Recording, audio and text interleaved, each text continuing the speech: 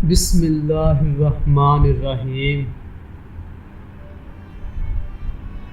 بیوہ ہو جانے کے بعد بوٹی کے مزاج میں کچھ تلخی آ گئی تھی۔ جب خانہ داری کی پریشانیوں سے بہت جی جلتا تو اپنی جنت کو نصیب کو سلواتی سناتی، اپنے تو سدھار گئے، میرے لیے سارا جنجال چھوڑ گئے۔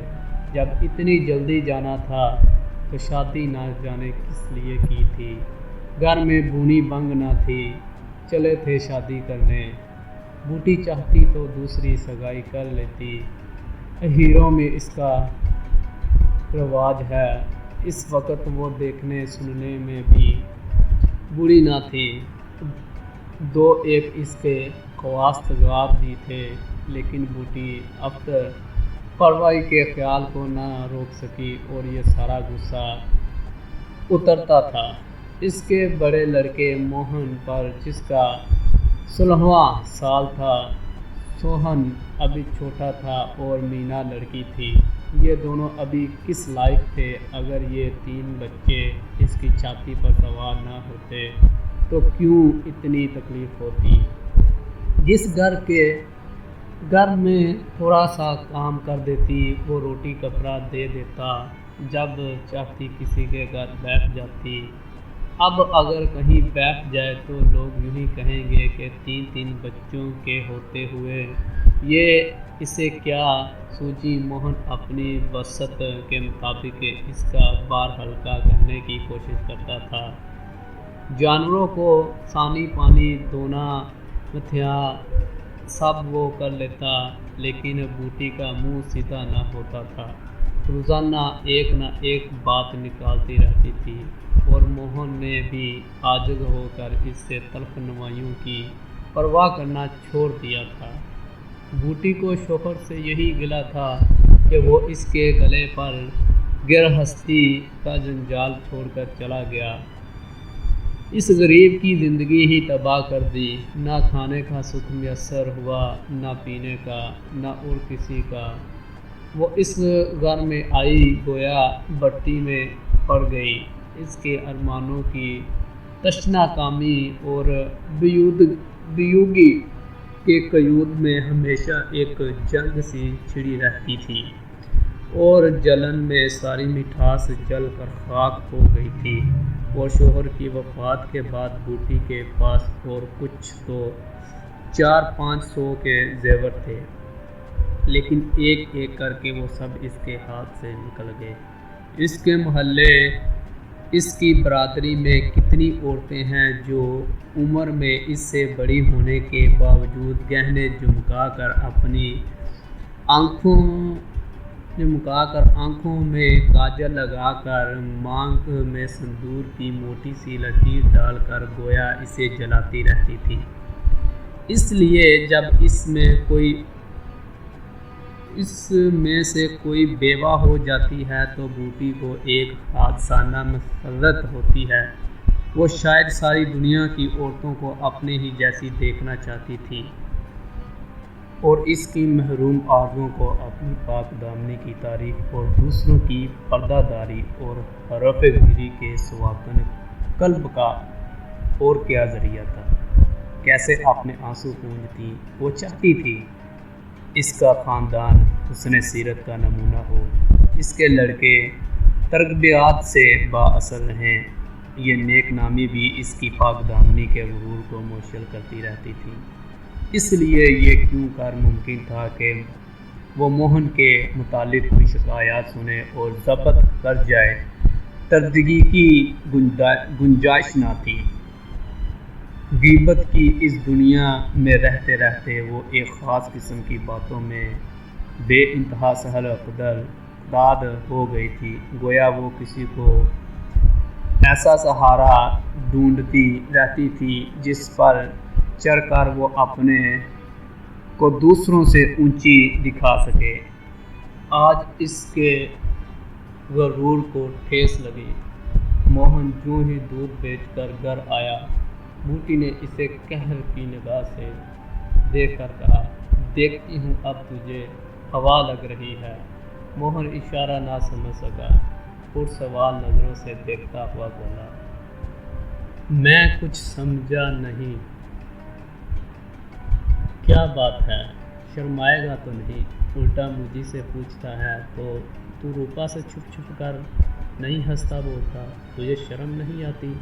گھر میں پیسوں کی تنگی ہے اور ان کے لیے پان لائے جاتے ہیں، کپڑے رنگائے جاتے ہیں۔ موہن نے عرض کیا گناہ کیا جو گناہ سے بھی بدتر تھا؟ تو میں نے کون سا گناہ کر ڈالا؟ اگر اس نے مجھ سے 4 پیسے کے پان مانگے تو کیا کرتا؟ کہتا کہ پیسے تو پان لاؤں گا۔ اپنی ساری رنگانے کو دے دی تو اس سے رنگائی کے پیسے مانگتا۔ محلے میں ایک تو ہی بڑا دانا سیٹھ ہے، اس نے اور کسی سے کیوں نہ کہا؟ یہ وہ نہ جانے میں کیا بتاؤں۔ کبھی گھر میں بھی ڈیلے کے پان لایا یا ساری خاطرداری دوسروں کے لیے ہی رکھ چھوڑی ہے؟ یہاں کس کے لیے پان لاتا؟ تیرے لیے؟ کیا گھر کے سارے آدمی مر گئے ہیں؟ میں نہ جانتا تھا تم بھی پان کھانا چاہتی ہو۔ سنسار میں 1 روپا ہی کھانے کے لائق ہے۔ شوق سنگار کی بھی کوئی ایک عمر ہوتی ہے۔ بوٹی جل اٹھی، اسے بڑھیا کہہ دینا اس کے تقوی طہارت کو خاک میں ملا دینا تھا۔ بڑھاپے میں ان پابندیوں کی وقتاً ہی کیا، جب نفس کشی کے بل پر وہ سب عورتوں کے سامنے سر اٹھا کر چلتی تھی۔ اس کی یہ نہ قدری انہیں لڑکوں کے پیچھے اس نے اپنی ساری جوانی خاک میں ملا دی۔ اس کے شوہر کو گزرے آج 5 سال ہوئے، تب اس کی چڑھتی جوانی تھی۔ یہ 3 چیٹنے یوت اس کے گلے مڈ دیے ہیں، ابھی اس کی عمر ہی کیا ہے؟ چاہتی تو آج وہ بھی ہونٹ سرخ کیے، پاؤں میں مہندی رچائے، الوٹ بچھائے پہنے مٹکتی پھرتی۔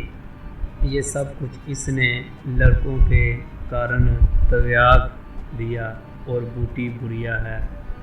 بولی ہاں اور کیا، میرے لیے تو اب چتھرے پہننے کے دن ہے۔ جب تیرے باپ مرا تو میں روپا سے 2 ہی 4 سال بڑی تھی۔ اس وقت کوئی گھر کام کر لیتی تو تم لوگوں کا کہیں پتہ نہ لگتا۔ گلی گلی بھیک مانگتے پھرتے، لیکن میں کہہ دیتی ہوں اگر تو پھر اس سے بولا تو یا تو تم ہی اس گھر میں رہے گا یا میں رہوں گی۔ موہن نے ڈرتے ڈرتے کہا، میں اسے بات دے چکا ہوں اماں۔ کیسی بات؟ سگائی؟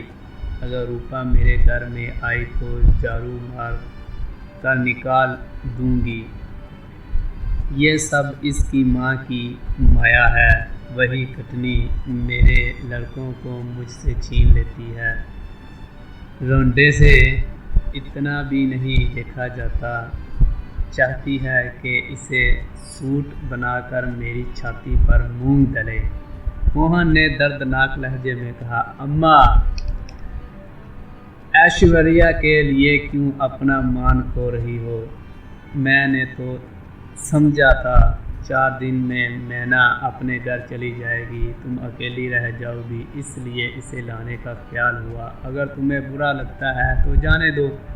بوٹی نے شبہ آمیز نظروں سے دیکھ کر کہا، تم آج سے یہی آنگن میں سویا کرو اور گائے بھینس باہر ہی پڑی رہنے دو، کوئی ڈاکہ نہیں پڑا جاتا۔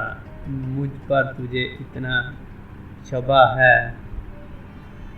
ہاں، مجھے تجھ پر شک و شبہ ہے، یہ کہہ دیا اس کی ماں نے۔ اگر آپ کو میری کہانی اچھی لگی ہے تو میرے چینل کو سبسکرائب کریں اور بیل آئیکن کو دبا دیں۔ اس کا نیکسٹ پارٹ اگلی ویڈیو میں دکھایا جائے گا۔ Thank you.